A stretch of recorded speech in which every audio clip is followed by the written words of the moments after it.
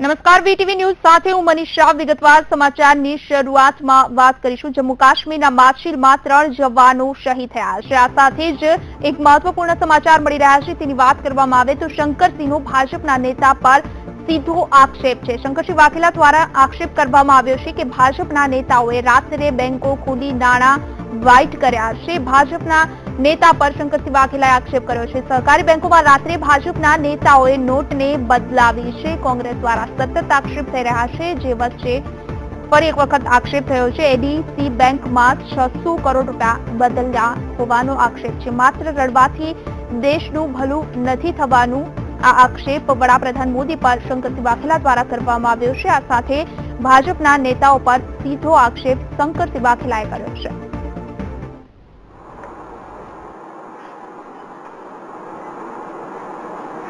एक तो पूरा होमवर्क वगर फक्त सरकार ने कहवाती बहुमती मेजोरिटी ऑफ द गवर्नमेंट एना लीधे लीधेलू पगलू ए सामान्य माणस माटे त्रासदायी पुरवार थयुं छे। 31% वोट मळ्या छे बीजेपी गवर्नमेंट ने, 70% पब्लिक ने समर्थन नथी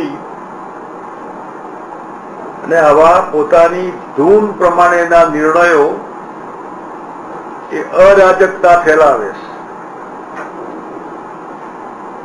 मायावती मुलायम सिंह ने अपशुकन करावा माटे पोतानुं नाक कापीने सामा मळवुं एनु बीजू नाम दिल्ली भाजपनी सेंट्रल गवर्नमेंट पोतानुं नाक कपावीने बीजाने अपशुकन न करावाय। आज आरबीआई ना गवर्नर बदल्या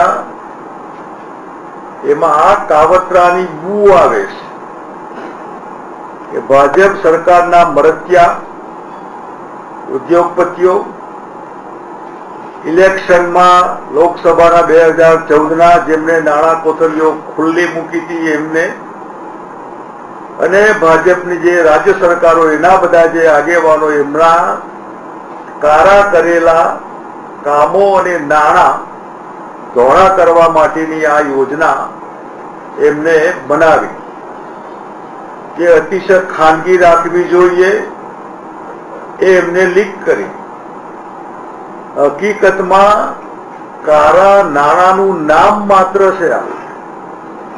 ज्यां सुधी 500,000 नी नोट मारी पासे छे, हूँ बैंक में जमा करावुं तो धोळुं नाणुं मारी पासे रहे तो एक काळुं नाणुं, एटले अर्थ वगरनी आ व्याख्या, जे व्याख्यामां पोताने गमता शब्दों एनो उपयोग करीने देशनी जनता ने गुमराह करीश।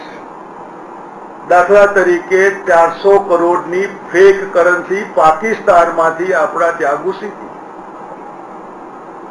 आपणे मागणी करीए भारत सरकार पासे के आ 400 करोड़नी पाकिस्ताननी बनावटी नाणानी नोटो केटली जमा थई अने राष्ट्रीयकरण करीने आखा देशमां गरीब माणसने सवलत आपवानी पूरी कोशिश करी અને કોઓપરેટિવ માળખું આખા દેશમાં કોઓપરેટિવ માળખું એક પણ નવી સહકારી બેંક બીજેપીએ ખોલી નથી, એક પણ નવા માર્કેટ ખોલ્યા નથી, એક પણ નવી દૂધ મંડળી નથી ખોલી।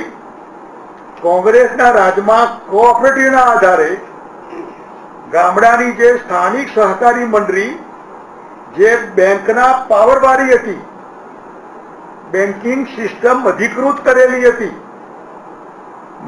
મારું ગામની સહકારી મંડળી પાસેથી